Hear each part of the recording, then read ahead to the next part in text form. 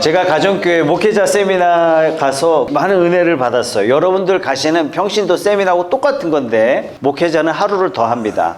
목회자는 3박 4일이에요. 형식적으로 말로만 성도들이 살아가는 것이 아니라 마지못해서 그냥 교회 나오는 것이 아니라 눈치 보면서 교회 나오는 것이 아니라 너무너무 기뻐서 너무너무 감사해서 신앙생활하는 그 모습들을 제가 보면서 충격을 받았어요. 하나님께서 그 세미나를 통해서 제게 한 가지 깨달음을 주셨는데 성경으로 돌아가자. 이 참관한 교회 목회자들이나 성도들이 그 교회 섬기는 그 교회 성도들이 전부 작은 예수가 되어서 섬기는 초대교회의 모습, 오늘 읽었던 우리 본문의 말씀 그대로 섬기는 그 모습을 보게 됐거든요. 가정교회 세미나 참석하면서 우리 교회도 이런 교회가 돼야 되겠다 이런 결심을 하면서 시작하게 됐습니다. 그래서 오늘 훌륭한 목장은 어떤 목장이냐, 훌륭한 목원은 어떤 목원이냐, 훌륭한 목장의 그림을 머릿속에 그릴 수 없다면 우리가 훌륭한 목장을 만들어 갈 수가 없어요. 이런 그림이 없다면 하나님 훌륭한 목장 되게 해주세요, 아름다운 목장 되게 해주세요 기도하는 것이 마치 어떤 거하고 똑같냐면 달리기 선수가 도대체 어디로 뛰어야 되는지 모른 채, 결승선이 어딘지 모른 채 냅다 뛰는 거나 마찬가지입니다. 그래서 오늘 우리는 아름다운 목장, 그 특징이 무엇인가, 여기에 대해서 여러분들과 함께 말씀을 나누고자 합니다. 아름다운 목원들이 모일 때 아름다운 목장이 될 수 있죠. 그럴 때 우리는 훌륭한 목장이다, 좋은 목장이다 이렇게 표현합니다. 자, 신앙생활은 나와 하나님 단 둘이서만 되는 것이 절대로 아닙니다. 내 하나님만 제대로 믿으면 됐지 인간들 사이에 들어가 가지고 교회 생활한다 그러고 서로 갈등도 있고 이거 다 집어치우고 인간들 만나봐야 문제만 생기고 갈등만 생기고 짜증만 나고 나 혼자 하나님 제대로 믿겠다 하시는 분들, 첫째, 성경 모르는 사람이에요. 하나님 모르는 사람이에요. 교회를 완벽하게 오해한 사람이에요. 이 사람은 신앙인이 절대로 될 수 없습니다. 종교인이에요. 예수님이 부활하시면서 초대교회가 생겨났는데 예수님께서 어떻게 당부하셨냐면 우리가 모여서 함께 신앙생활을 할 것을 예수님께서 명령하셨습니다. 하나님께서 우리를 어떻게 다루시냐면 언제나 공동체를 통해서 역사하십니다. 교회는 소속감 없이 이 교회 저 교회 등록 없이 나만 잘 믿으면 됐지 인터넷도 발달했고 이걸 절간 믿음이다 이렇게 보시면 돼요. 착각이에요. 성장할 수 없습니다. 아름다운 목장 어떤 것이냐, 이 답을 찾다 보니까 어떻게 하면 훌륭한 성도가 되느냐, 여기에 답이 되더라고요. 자, 오늘 본문에 나오는 예루살렘 교회를 보면서 아름다운 교회가 어떤 교회인지 우리가 발견할 수 있는데, 지금 우리가 가정에서 목장 모임을 하는 것은 사도행전 말씀에 기초한 거예요. 오늘 예루살렘 교회의 특징을 보면서 우리는 아름다운 교회, 아름다운 목장, 아름다운 목자, 아름다운 목원, 아름다운 성도, 이게 도대체 뭔가 우리가 알 수 있거든요. 훌륭한 목장, 훌륭한 성도의 그 특징이 뭐냐? 첫 번째가 담대함입니다. 초대교회 예루살렘 교회에는 이 성도들이요 담대했어요. 베드로와 요한이 성전 문 앞에서 구걸하던 걷지 못했던 사람에게 예수 그리스도의 이름으로 일어나게 했고, 이것이 문제가 돼서 의회에 잡혀서 재판받게 되었습니다. 그런데 베드로와 요한이 이 재판받는 중에도 담대하게 예수의 부활을 증거하지 않습니까? 지난주 말씀이에요. 자, 오늘 말씀에 베드로와 요한이 풀려났어요. 그러면서 앞으로 있을 엄청난 박해의 전조라는 사실을 베드로와 요한은 직감합니다. 풀려나자마자 동료들을 찾아가서 있었던 일을 보고합니다. 이런 보고를 들은 성도들이 어땠을까요? 두려워했을까요? 떨렸을까요? 염려했을까요? 위축되었을까요? 아닙니다. 정반대예요. 이 보고를 들은 성도들은 29절에 함께 기도합니다. 주님, 이제 그들의 위협을 내려다보시고 주님의 종들이 참으로 담대하게 주님의 말씀을 말할 수 있게 해 주십시오. 31절 보세요. 그들이 기도를 마치니 그들이 모여있는 곳이 흔들리고 그들은 모두 성령으로 충만해서 하나님의 말씀을 담대히 말하게 되었다.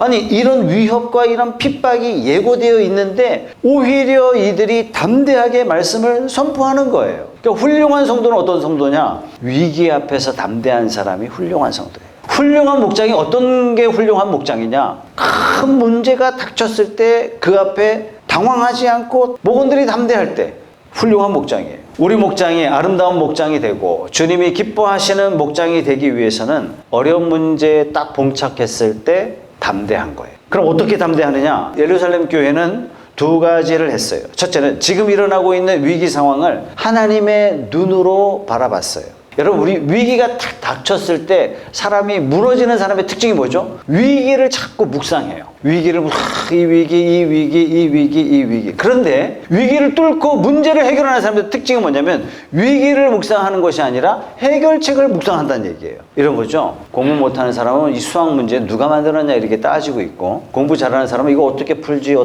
질문이 다르다는 얘기예요. 우리가 위기를 당했을 때 담대하기 위해서 위기를 묵상하는 것이 아니라 한 걸음 물러서서 하나님의 눈으로 위기를 보는 거예요. 하나님은 무엇을 하고 계신가? 지난번에 여러분 나눴죠? 주님, 지금 무엇을 하고 계십니까? 이런 질문을 던질 수 있어야 되는 겁니다. 예루살렘 교회 성도들이 하나님을 바라봤다 하는 것을 우리가 24절을 통해서 확인할 수 있거든요. 24절 보세요. 다 같이 하나님께 부르짖어 아뢰었다. 하늘과 땅과 바다와 그 안에 있는 모든 것을 지으신 주님. 어디에 시선이 붙들려 있어요? 주님께 시선이 붙들려 있는 거예요.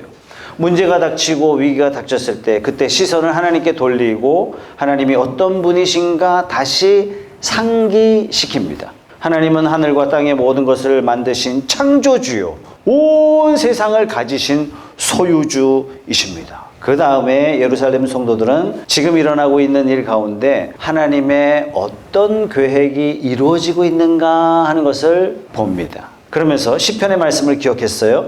이 시편의 말씀을 25절에 인용했거든요. 22절 한번 보세요. 다 같이 한번 읽어볼게요. 25절, 26절 시작. 주님께서는 주님의 종인 우리의 조상 다윗의 입을 빌어서 성령으로 이렇게 말씀하셨습니다. 어찌하여 이방 민족이 날뛰며 뭇백성이 헛된 일을 꾀하였는가? 세상 임금들이 들고 일어나고 통치자들이 함께 모여서 주님과 그의 메시아에게 대적하였다. 이 말씀이 어떤 뜻이냐면은 지금 초대교회 성도들이 박해받으면서 이 박해가, 이 고난이 우연히 일어난 것이 아니라 이미 오래전부터 하나님께서 예언하신 말씀대로 그대로 이루어지고 있다. 즉 하나님의 섭리 가운데 우리는 있다. 박해 가운데 있다. 고난 가운데 있다. 어려움 가운데 있다. 이렇게 표현하지 않고 뭐라고 표현했어요? 하나님의 섭리 가운데 우리가 있다. 하나님의 예언이 성취되고 있음을 이들이 보고 있는 거예요. 지금 뭐라고 이야기하고 있어요? 본디오 빌라도가 헤롯이 세상 임금 노릇하고 있고 이방 민족 역할을 하고 있고 이스라엘 백성들은 뭇백성 역할을 하고 있음을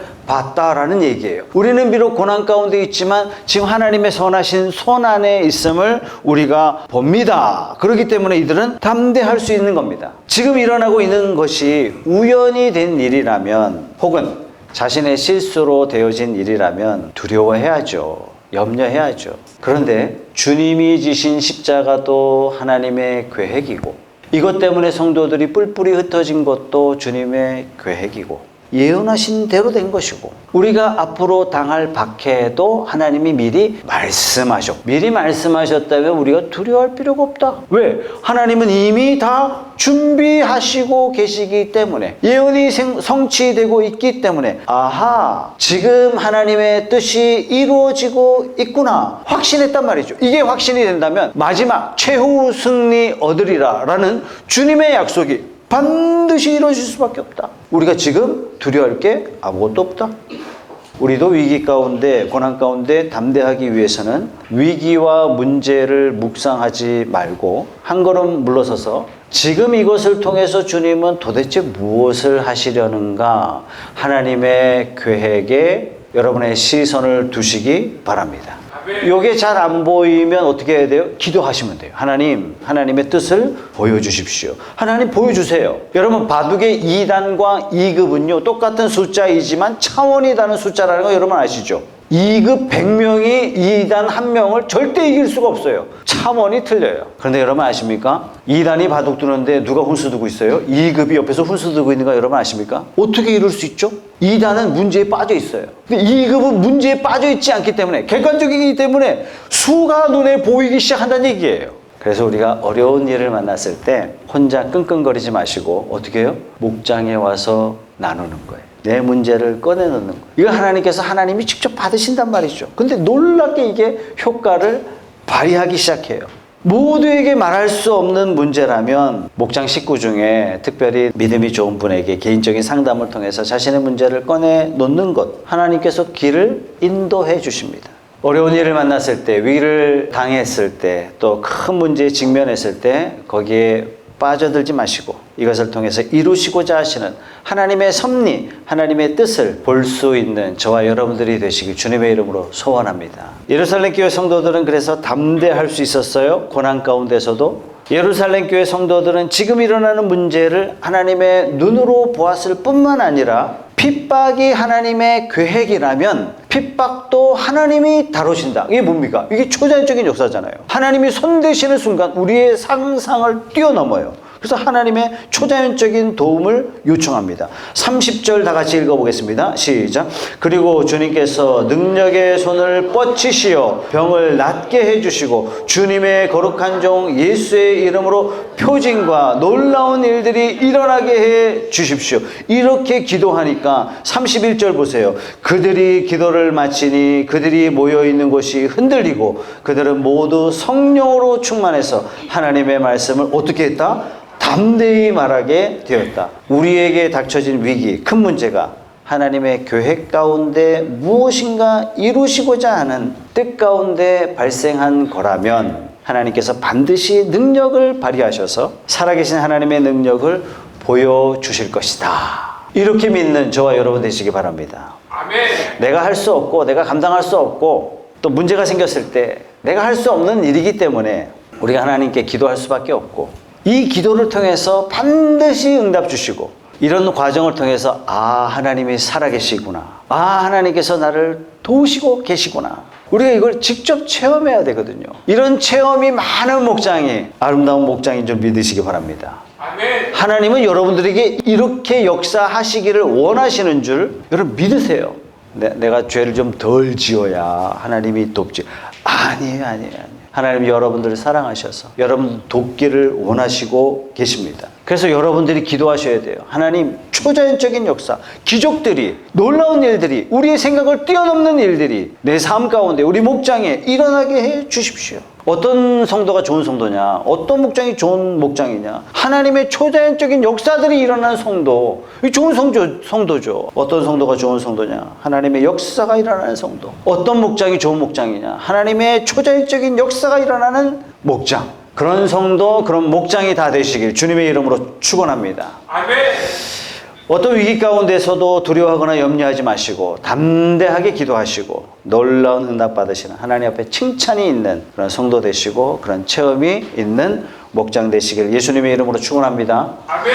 아름다운 성도, 훌륭한 성도, 훌륭한 목장의 두 번째 특징이 뭐냐면 소유권을 포기할 때 아름다운 목장이 됩니다. 자, 예루살렘 교회는 자기가 가진 재물에 대한 소유권을 다 포기했어요. 이유가 있었죠. 예루살렘 초대교회 성도들이 다 가난했어요. 오순절 명절을 지키기 위해서 전 세계 각지에 흩어져 있는 디아스포라 유대인들이 예루살렘의 명절을 지키러 왔다가 오순절에 성령이 임하시는 바람에 이들이 자기 사는 곳으로 돌아갈 수가 없었어요. 왜? 이곳에 하나님의 임하심을 강력하게 체험했기 때문에 이 사람들이 예루살렘에 그냥 주저앉았어요. 문제는 여행 경비가 다 떨어졌네요. 일할 곳도 없고 먹을 곳도 없고 잘 곳이 없었어요. 교회에 돈이 많이 필요했습니다. 이때 성도들이 자기 소유권을 포기하기 시작했어요. 내 것, 네 것 할 것 없이 자기의 소유를 내놓기 시작했습니다. 누가는 이것을 32절에 이렇게 표현했습니다. 32절 보세요. 많은 신도가 다 한 마음과 한 뜻이 되어서 아무도 자기 소유를 자기 것이라고 하지 않고 모든 것을 공동으로 사용하였다. 사도들은 큰 능력으로 주 예수의 부활을 증언하였고 사람들은 모두 큰 은혜를 받았다. 그들 가운데는 가난한 사람이 한 사람도 없었다. 땅이나 집을 가진 사람들은 그것을 팔아서 그 판돈을 가져다가 사도들의 발 앞에 놓았고 사도들은 각 사람에게 필요에 따라 나누어 주었다. 예루살렘 교회는 소유권을 포기한 그런 교회였어요. 아니, 훌륭한 성도가 되기 위해서는 공산주의자가 돼야 한단 말입니까, 목사님? 여러분, 공산주의는 제도적으로 강제적으로 포기하게 한 것이고 예루살렘 교회는 그런 게 아니죠. 스스로 소유권을 포기했어요. 달라도 이건 차원이 다른 겁니다. 공산주의는 모든 것을 다 독재자가 가져가지만 예루살렘 교회는 포기한 것을 어떻게 표현했어요? 가난한 당신 것입니다. 줬어요.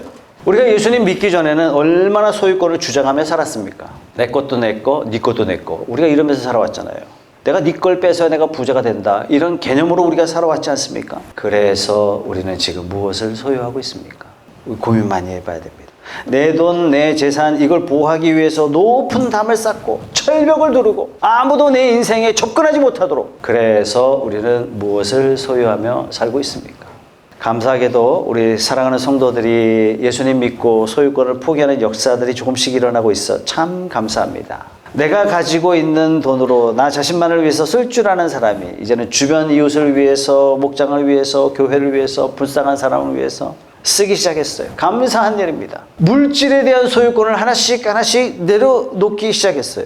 뿐만 아니라 시간도 그렇습니다. 옛날에는 내 시간, 내 돈 버는데, 내 시간, 내 여가 선용을 위해서만 썼던 우리였는데, 이제는 내 시간을 필요한 사람에게, 위로가 필요한 사람에게, 도움이 필요한 사람에게 찾아가는 시간으로 쓰기 시작했어요. 시간에 대한 소유권을 포기하기 시작했습니다. 자, 훌륭한 사람, 훌륭한 성도는 어떤 사람이냐? 소유권을 포기한 사람. 모든 소유가 다 하나님의 것입니다. 이 고백하는 사람이에요. 아름다운 목장은 어떤 목장이냐? 자기의 소유권을 포기한 목원들로 가득한 목장. 아름다운 목장입니다. 지난번에도 제가 한번 말씀을 드렸어요. 휴스턴 서울교회 제가 탐방 갔을 때 눈만 뜨면 전도하는 휴스턴 서울교회 전도왕이 있어요. 어떻게 전도하느냐? 미국 이제 이민자들이 제일 먼저 오면 마트에 많이 가잖아요. 그러니까 마트 앞에 딱 있어요. 마트 앞에 출근을 해요. 딱 보면 이 사람이 미국 처음 온 사람이지 대번에 눈에 보인다는 얘기예요. 딱 그러면 이제 만나서 이야기 나누고 집에 한번 가보자. 집에 가봤더니 TV가 없다. 그럼 자기 집에서 TV 갖다 놔요. 쇼파가 없다. 그 쇼파를 갖고 와서 이제 놔요. 한 번은 밥솥도 싣고 냉장고도 갖다 주고, 그러다가 이제 아들하고 이제 식탁을 갖다 주러 가는데 아들이 묻더란 얘기예요. 엄마, 우리가 이 집으로 이사 와. 하도 많이 갖다 주냐. 성도 여러분, 우리가 훌륭한 성도가 되기 위해서는, 훌륭한 목장이 되기 위해서는 시간과 물질에 대한 소유권을 포기해야 됩니다. 이 쉽지 않은 일이에요. 쉽지 않은 일입니다. 돈은 포기했는데 시간은 포기가 어려운 경우가 있어요. 시간은 포기했는데 돈을 포기하기가 어려운 것도 있습니다. 그런데 어떤 경우에는 시간도 돈도 포기가 됩니다. 이게 어떤 때냐? 사랑할 때. 저는 지금 없는 것 자체를 미화하려고 여러분들에게 말씀드리는 게 아닙니다. 아예 우리가 없이 살자. 시간도 돈도 없이 살자. 이게 뭐죠? 이게 금욕주의거든요. 성경은 명확하게 금욕주의를 조심하라 경고하고 있습니다. 우리 신앙생활을 왜 하느냐? 포기하려고 신앙생활을 하는 것이 아닙니다. 포기가 목적이 아니라 사랑이 목적입니다. 우리가 사랑할 때 소유권을 제대로 내려놓을 수 있는 거죠. 내가 써야 할 돈이지만 내가 사랑하는 목장이 이걸 더 필요로 하기 때문에, 그걸 내가 인식했기 때문에 포기할 수 있는 거예요. 내가 꼭 해야 될 일이 있지만 더 급한 일 때문에 내 권리를 쓰지 않고 이웃을 위해서 포기하는 것, 이럴 때 이게 아름다운 겁니다. 사랑하기 때문에 포기하는 거죠. 그래서 여러분이 기도하실 때 소유권을 포기하게 해주세요. 하나님, 나는 왜 이렇게 욕심이 많죠? 하나님, 이 욕심 다 내려놓게 해주세요. 이렇게 기도하지 마세요. 다 필요 없는 기도예요. 응답되지도 않아요. 우리 기도하실 때 우리 목원을 아낌없이 사랑하게 해주세요. 하나님, 사랑하게 해주세요. 목원들을 향한 사랑이 더 커질 때 그 사랑이 소유권을 내려놓게 만들어줍니다. 자연스럽게 포기하게 만들어줘요. 소유권을 기쁘게 포기하려면 청지기 의식이 있어야 되거든요. 청지기 의식이 없이 소유권을 포기한다. 안 됩니다. 힘들어요. 내 것은 다 내 것이다. 네 것도 내 것이다. 물질에 대한 소유권이죠. 이렇게 생각하고 있는 동안에는 소유권을 포기할 수가 없어요. 다 하나님의 것이고 나는 다만 맡아서 관리할 뿐이다. 이걸 깨닫게 될 때 이렇게 사는 사람을 청지기 의식으로 산다. 이렇게 말하는 거죠. 하나님께서 우리에게 모든 걸 주셨습니다. 내가 가진 생명조차도 하나님께서 오늘 밤 걷어가시면 끝나요. 내가 내 생명을 관리한다고 관리되어지는 게 절대로 아니에요. 여러분, 아파서 죽는 사람이 많습니까? 멀쩡하게 죽는 사람이 많습니까? 여러분, 통계적으로 보면 건강하고 멀쩡한데 하루아침에 부고장이 날아오는 경우가 더 많다는 얘기예요. 우리 생명 우리가 관리 못합니다, 여러분. 시간, 물질, 환경, 사실상 다 하나님의 것입니다. 하나님이 허락해서 내 안에 있는 거죠. 우리는 단지 관리자에 불과해요. 우리는 아무것도 없이 태어났어요. 아무것도 가져갈 수도 없습니다. 왜 그렇죠? 우리 게 하나도 없다는 뜻이기 때문에 그렇습니다. 그렇다면 인간이 가진 소유욕은 사탄이 만든 신기루하고 똑같아요. 멀리서 보면 있는 것 같지만 가까이 가서 보면 아무것도 없는 게, 이게 신기루잖아요. 소유욕이 그렇습니다. 모든 걸 가지면 모든 걸 행복할 것이다 이렇게 생각하지만 그렇지 않습니다. 내가 가진 이 모든 것이 주님을 위해서 쓰라고 주신 거구나, 이웃을 위해서 쓰라고 내게 맡겨주신 것이구나, 이걸 깨닫게 될 때 우린 비로소 소유욕에서 벗어날 수 있습니다. 이것이 바로 청지기로 사는 거죠. 사랑하는 성도 여러분, 청지기 의식으로 이웃을 사랑하면서 맡겨주신 것을 이웃을 위해서 흘려보낼 줄 아는 귀한 성도님 되시기 바랍니다. 아멘. 앞으로 목장 갈 때 30분 전, 1시간 전에 가세요. 미리 가서 같이 준비하시고 청소도 같이 해주시고 시간을 주는 거죠. 그죠?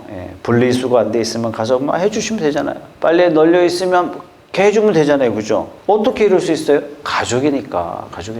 내 시간도 노력도 드리는 거예요. 세 번째, 훌륭한 목장의 특징. 아름다운 목장은 어떤 특징을 가지고 있느냐? 솔직함과 순수함을 가지고 있습니다. 예루살렘 교회가 그랬습니다. 하나님께서 교회에 무엇을 기대하셨느냐 하면은 솔직함과 순수함이에요. 그런데 예루살렘 교회에 이게 깨졌어요. 솔직하지 못했고 순수하지 못했어요. 그래서 하나님께서 극단적인 방법으로 교회를 순수하게 만드셨습니다. 그게 뭐냐면 아나니아와 삽비라 사건입니다. 이 두 사람이 나오기 전에 바나바라는 사람이 제일 먼저 소개됐는데, 이 바나바는 어떤 사람이냐면 사역의 위치나 영향력으로 봤을 때 거의 사도급이에요. 그 나중에는 사도 바울과 바나바와 이렇게 대등하게 사역을 한단 말이죠. 사도행전에 앞으로 계속 나올 거예요. 이 사람이 어떤 사람이냐? 36절에 보면 이렇게 소개되고 있습니다. 키프로스 태생으로 레위 사람이요 사도들에게서 바나바 곧 위로의 아들이라는 뜻의 별명을 받은 요셉이, 그러니까 터키 남쪽 사람입니다. 레위 사람이에요. 그러니까 이스라엘 민족이지만 해외에 피난 가서 살았던 사람이죠. 디아스포라 유대인이에요. 별명이 위로의 아들. 자, 그런데 이 바나바라는 사람이 어떻게 했냐면 37절 말씀 다 같이 읽어보겠습니다. 시작. 자기가 가지고 있는 밭을 팔아서 그 돈을 가져다가 사도들의 발 앞에 놓았다. 이 사람이 고향 예루살렘에 대대로 물려받은 땅이 있었던 것 같아요. 이 땅을 팔아서 사도들의 발 앞에 놓았다. 왜 하필이면 발이냐? 손에다 쥐어주지. 여기 이제 은유적인 표현이거든요. 사도들의 발 앞에. 이것은 사도들이 원하는 대로 마음대로 써주십시오. 이런 의미예요. 그러니까 교회 앞에 소문이 납니다. 와, 바나바가, 이야, 바나바, 이야, 정말 대단하다. 와, 믿음이 좋다, 훌륭하다. 이런 칭찬이 자자하니까 이 칭찬의 소리를 누가 들었냐면 아나니아와 삽비라 부부가 듣게 됩니다. 나도 저 소리 듣고 싶다. 나도 칭찬 받고 싶다. 나도 사람들 앞에 추앙 받고 싶다. 나도 이런 소리 듣고 싶다. 그래서 이 부부가 자기가 가지고 있는 재산을 팔았어요. 팔고 나니까 아깝다 이 마음이 들었던 거예요. 꼭 다 드려야 되나? 그래서 부부가 쇼부를 봅니다. 일부만 내자. 그리고 다 냈다 구라치자. 아나니아가 사도들 발 앞에 딱 내려놓습니다. 내려놓기도 전에 이미 베드로는 어떤 상황인지 다 알았어요. 어떻게 알았어요? 성령께서 다 가르쳐 주신 거예요. 베드로가 만나자마자 심하게 나무랍니다. 3절 보세요.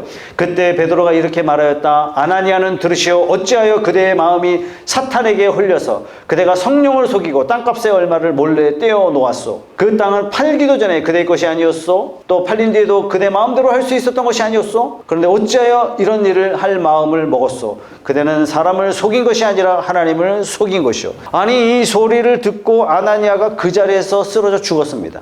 즉사했어요. 아무도 모를 줄 알았는데 사람을 속인 게 아니라 하나님을 속인 것이라는 이 말에 충격을 받아서 그 자리에서 즉사했는지, 도대체 죽음의 원인이 뭘까요? 원래 심장병이 좀 있었을까요? 생각해 보세요. 조금 있다가 아내가 들어왔어요. 남편이 죽은지도 모르는 상태에서 들어왔어요. 베드로는 아내에게 솔직함과 어쩌면 회개를 원했던 것 같아요. 8절 보겠습니다. 베드로가 그 여자에게 물었다. 그대들이 판 땅값이 이것뿐이요? 어디 말해보시오. 사실을 알고 싶어서 베드로가 물어본 게 아니죠. 정직하게 말해라. 그 여자가 대답하였다. 네, 그것뿐입니다. 9절. 왜 그대들 내외는 서로 공모하여 주님의 영을 시험하려고 하였소? 보시오. 그대의 남편을 묻은 사람들의 발이 막 문화에 다다랐으니 그들이 또 그대를 메고 나갈 것이요. 그러자 그 여자는 그 자리에서 베드로의 발 앞에 쓰러져 숨졌다. 자, 그렇다면 아나니아가 왜 죽었는지 아시겠죠? 그죠? 어떤 충격 때문에 심장마비로 죽은 것이 아니라 하나님이 데려가신 거예요. 하나님 왜 데려가셨을까요? 딱 하나예요. 교회의 순결함과 순수함, 정직함을 지키시려고. 왜? 이들은 교회의 솔직함과 순수함을 깨버렸어요. 이들로 하여금 교회 안에 거짓이 들어오게 만들었단 말이죠. 차라리 이 부부가 다 팔고 났는데 마음속에 솔직히 조금 아깝다 이런 마음이 듭디다. 그래서 우리가 다는 솔직히 못 드리겠고 일부만 우리가 드리겠습니다. 이러면 칭찬이 있었지 않겠습니까? 몽땅 바쳤냐 일부만 바쳤냐 이 문제가 아니죠. 거짓과 위선의 문제예요. 하나님께서 가장 싫어하시는 문제죠. 이 초대교회 안에 솔직함과 순수함이 사라지고 이중성과 위선이 용납되면 교회는 쉽게 부패하거든요. 그러면 교회의 사명은 온데간데 없고 사람의 교회가 되고 맙니다. 위선의 교회가 되고 말아요. 그래서 하나님께서는 극단적인 방법으로라도 교회의 순수함을 지키기 위해서 이들을 제거하신 거예요. 초대교회 성도들이 이 사건을 만나서 어떻게 생각했을까요? 하나님은 다 아신다. 누구도 하나님을 속일 수가 없다. 하나님은 다 보고 계신다. 11절 말씀 다 같이 읽어볼게요. 시작. 온 교회와 이 사건을 듣는 사람들은 모두 크게 두려워하였다. 자, 여러분 퀴즈. 아나니아와 삽비라 천국 갔을까요? 지옥 갔을까요? 저는 천국 갔을 것이다. 왜냐? 이들이 성령의 충만함을 입고 이들이 교회 안에 들어왔기 때문에 만약에 정직하냐 정직하지 못하냐 이 기준으로 하나님께서 천국 보내시고 지옥 보내신다면 여기 남아있을 사람이 어디 있겠습니까? 그렇다면 왜 초대교회에 이렇게 무시무시한 방법으로 하나님께서 처리하셨을까? 하나님이 이만큼 위선과 거짓을 싫어한다. 이걸 하나님께서 우리에게 알려주시는 거예요. 우리가 세상에서 일하는 가운데 위선의 모습, 이중성의 모습 진짜 깊이 고민해 봐야 됩니다. 우리 크리스찬 기업가입니다 라고 여러분들이 표명한다면 누구를 만나도 정직하게 하셔야 돼요. 고객에게 정말 정직하게. 고객을 위한, 파트너사를 위한. 눈 한번 살짝 감으면, 살짝만 속이면 나한테 이득이 많이 생기는데 이거 가지고 여러분들이 타협하시면 안 됩니다. 하나님께서 우리를 부르실 때 죄인된 상태에서 부르셨고 지금도 여전히 죄인이고 여전히 지금도 죄에 연약하다 하는 것을 이미 하나님은 아세요. 구원해 줘도 여전히 죄에 짓는다는 것을 주님은 다 아세요. 그럼에도 불구하고 너희는 죄가 없다. 너희는 의인이다. 너희는 내 자녀다. 이렇게 해주셨어요. 그러면 하나님 앞에 우리는 너는 죄 졌어 안 졌어? 주님이 그걸 물으시는 게 아니에요. 내가 죄인이면서 여전히 죄 안 지은 것처럼 위장하는 것 자체를 하나님은 극도로 싫어하신다는 얘기예요. 하나님이 원하시는 그런 훌륭한 성도가 되기 위해서는 우리가 말과 생각, 행동이 점점점 같아져야 됩니다. 위선이 고쳐지지 않으면 언젠가 하나님께서 아나니아 삽비라와 같이 특별한 방법으로 꾸중하실지도 모르겠어요. 하나님은 정직함과 순수함을 원하시고 이중성과 위선을 싫어하십니다. 그럼 좋은 성도는 어떤 성도냐? 좋은 목장은 어떤 목장이냐? 서로 솔직한 거예요. 서로에게 순수함으로 나가는 목장이 좋은 목장입니다. 나에게 허물이 많고 부족한 게 많은데 이게 막 들통이 나면 어떨까 안절부절한다면 우리는 위선할 수밖에 없어요. 그런 내 허물, 내 부족한 거, 내 연약한 거 다 꺼내놓고 고백할 수 있는 목장, 최고의 목장입니다. 그 이야기를 듣고 내가 옛날에 얘기했잖아 이렇게 충고하면 분위기 다 망치죠. 충고 필요가 없어요. 고백하는 그 자체로 성령께서 만지기 시작하시는 줄 믿으시기 바랍니다. 아멘. 이거 들으면 어떻게 하면 되냐면 안타까운 마음으로 기도해 주시면 돼요. 그걸로 충분합니다. 그러면 우리는 목장에서 함께 자라갈 수 있습니다. 그러면 우리 목장은 훌륭한 목장이 되어갈 수 있습니다. 도움을 청하는 목장, 또 용서를 구하는 목장, 약점을 꺼내놓고 함께 기도하는 목장, 이런 목장이 훌륭한 목장이요. 이런 목장이 하나님 앞에 사랑받는 그런 목장이 됩니다. 성도 여러분, 우리 교회가 그런 교회가 되어 갑시다. 아멘. 우리 목장이 그런 목장 되어 갑시다. 아멘.